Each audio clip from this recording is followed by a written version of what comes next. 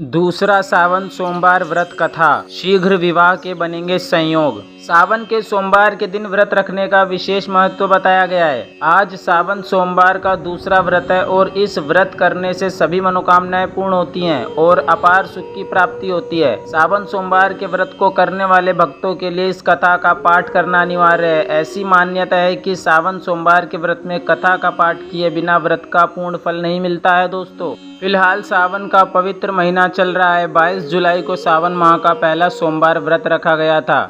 सोमवार व्रत का सावन महीने में खास महत्व है। सावन सोमवार व्रत में भगवान भोलेनाथ और माता पार्वती की विशेष पूजा की जाती है।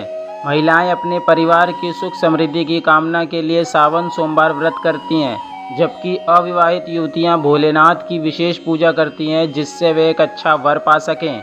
हिंदू कैलेंडर में श्रावण महीने का बहुत महत्व है। ये महीना भगवान शिव को समर्पित है, क्योंकि ये मास उन्हें बहुत प्रिय है। दोस्तों, ये महीना देवों के देव महादेव भगवान शिव को समर्पित है। धार्मिक मान्यता है कि इस महीने शिव जी की पूजा करने से उनका आशीर्वाद प्राप्त होता है। पुरुष और महिलाएं दोनों ही सावन सोमवार को व्रत रखकर भगवान शिव की पूजा करते हैं। सावन के 5 सोमवार पड़ रहे हैं। हिंदू धर्म में उपवास का बहुत धार्मिक महत्व है। पुराणों के अनुसार हर देवता को समर्पित एक कथा है, जिसे पढ़े बिना उपवास का महत्व समाप्त हो जाता है। सोमवार भगवान शिव को समर्पित है, इसलिए सावन के दौरान उपवास करना महत्वपूर्ण है। ऐसा माना जाता है कि सावन सोमवार व्रत में भगवान शिव की कथा पढ़ना और सुनना बहुत महत्वपूर्ण है, अन्यथा व्रत अधूरा रह सकता है। दोस्तों, आज सावन सोमवार का दूसरा व्रत है और इस व्रत करने से सभी मनोकामनाएं पूर्ण होती है और अपार सुख की प्राप्ति होती है।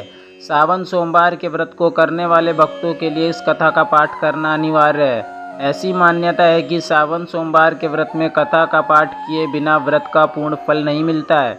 अगर आप भी सावन के दूसरे सोमवार के दिन व्रत रख रहे हैं तो इस दिन व्रत कथा को जरूर पढ़ें। एक बार मृत्यु लोक में महादेव जी पार्वती के साथ अमरावती नगरी में आए।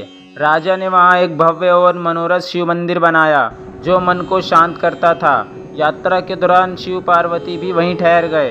पार्वती जी ने शिव जी से कहा, हे नाथ, आओ आज इसी स्थान पर चौरस पासे खेलें। इसके बाद खेल शुरू हुआ। भगवान शिव ने कहा कि इसमें मैं जीतूंगा। इस तरह वे आपस में बोलने लगे। तब पुजारी पूजा करने आए। ब्राह्मण ने पुजारी से पूछा, पुजारी जी आप बताइए किसकी जीत होगी। पुजारी ने कहा कि महादेव जी ही जीतेंगे, क्योंकि वह इस खेल में सबसे निपुण है। लेकिन पार्वती जीत गई। पुजारी की इस टिप्पणी से आहत होकर माता पार्वती ने पुजारी को कोढ़ी होने का श्राप दिया।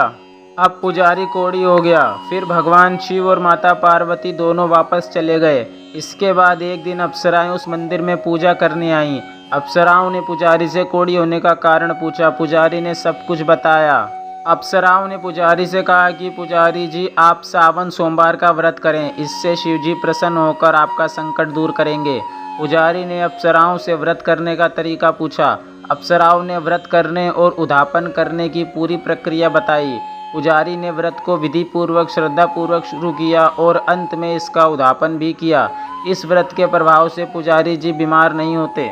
कुछ दिनों बाद शंकर पार्वती जी फिर से उस मंदिर में आए। पुजारी को बीमारी से मुक्त देखकर पार्वती जी ने पूछा कि उन्होंने मेरे दिए हुए श्राप से बचने के लिए क्या किया। पुजारी ने कहा, हे प्रभु, अप्सराओं द्वारा बताए गए 16 सोमवार के व्रत करने से मेरा ये कष्ट दूर हुआ है। कार्तिकेय जी भी इससे प्रसन्न हुए और सोमवार को पार्वती जी के लिए व्रत किया। कार्तिकेय जी ने माता से पूछा कि मेरा मन हर समय आपके चरणों में लगा रहता है। कार्तिकेय जी को माता पार्वती ने सोमवार के व्रत का महात्म्य और विधि बताई। कार्तिकेय जी ने भी इस व्रत को किया। इस व्रत के प्रभाव से उनका खोया हुआ दोस्त मिल गया।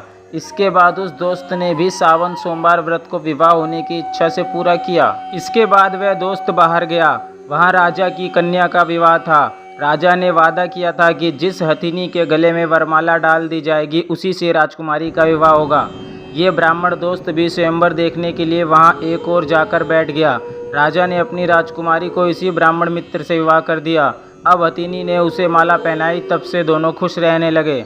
एक दिन हथिनी ने नाथ के गले में वरमाला पहनाकर राजकन्या से पूछा, हे नाथ, आपने कौन सा पुण्य किया। ब्राह्मण पति ने कहा कि कार्तिकेय जी के कहने पर मैंने सावन सोमवार को पूरी विधि विधान सहित श्रद्धा भक्ति से व्रत किया। जिसके फलस्वरूप मुझे तुम्हारे जैसी सौभाग्यशाली पत्नी मिली। अब राजकन्या ने सत्य पुत्र पाने के लिए ये व्रत पूरा किया और उन्होंने सर्वगुण संपन्न पुत्र प्राप्त किया। जब वह बड़ा हो गया तो उस पुत्र ने भी राज्य पाने की इच्छा से सावन सोमवार का व्रत लिया।